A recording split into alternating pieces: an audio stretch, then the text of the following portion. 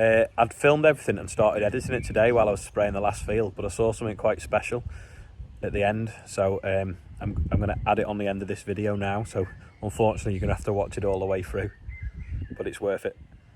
Just distressing some more timber.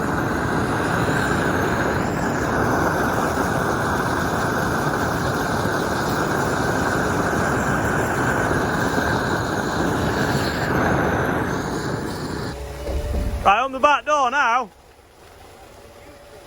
Yeah, put it to the other service. Right, then open the back door. Other way. That's it. Just letting the rainwater out of the trailer that's been parked in the yard over the last week. I think we're on day 108 now. Just spraying the beans because they're getting a little bit of disease. See how it's going a bit brown. Not all of them, just the odd one. So putting a fungicide on to stop that. Just show you the radar actually while I'm here. So that's scanning the crop now. I put my hand underneath. It rises up. So it's firing a sonic wave down, sensing where the ground is or where the crop is. And then if the crop gets taller, the boom goes up. See? It drops back down when I move my hand out of the way. Just spraying the beans obviously now. There's butterflies all over the place. You see them, all the white ones there. So fast. We've got the bowser with us so that we can keep moving because we've got a lot to do. There's the butterflies again there, see them all.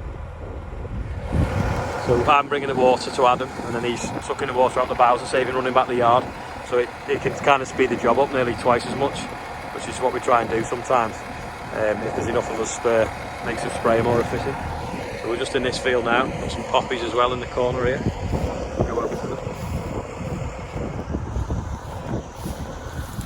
Butterflies and poppies. See them all? So, look good, some daisies as well.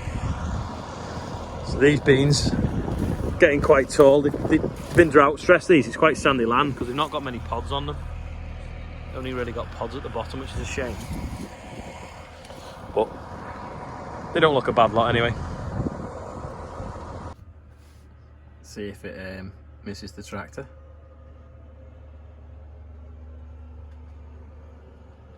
Yep.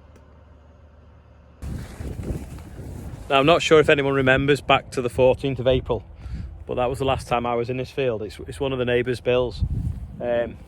It basically hadn't even started coming out the ground. There's little tiny seedlings of spring rape. So it was winter rape that failed.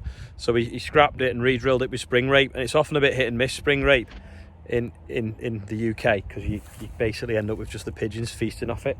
So it's survived the drought. It's got the rain in time.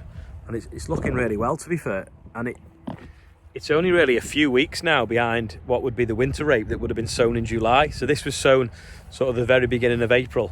I think sort of the 7th of April. I was in it on the 14th putting fertiliser on it, and now, you know, what are we now, sort of 11th of July or something.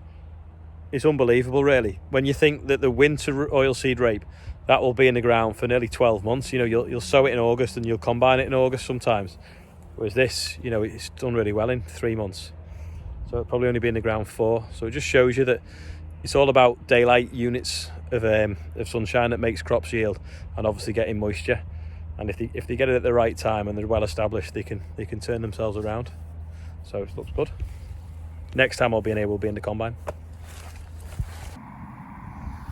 Just checking the barley now. Obviously it's struggled all year, the winter barley. It's really patchy and thin, and the weeds now coming through in the bare patches because it's not been shaded out. The grain looks pretty good, to be fair. Nice and plump, still quite soft though. I can pretty much break it with me where is it now? There we go. Oh no, not quite.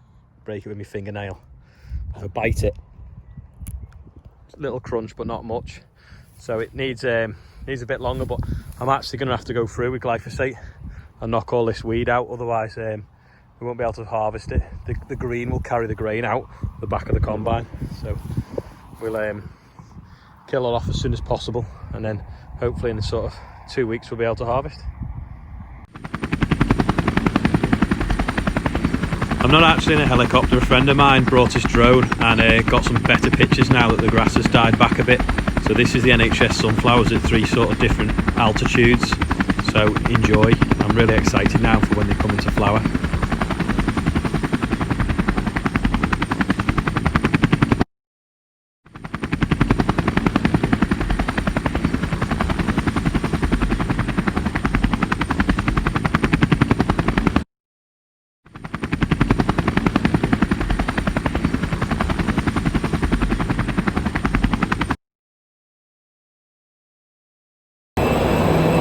I'm not sure whether I've shown anyone this before, but this is basically the biomass boiler. So that red tube behind me fills it with chip, and that big black thing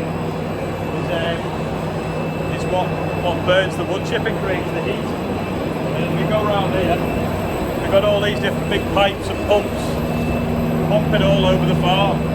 So heat the workshop, heat the offices, heat the farmhouse, power the heat for the grain dryer, the drying floors and dry the wood chip. And as we come round here, the other end, you can see the where it burns it inside.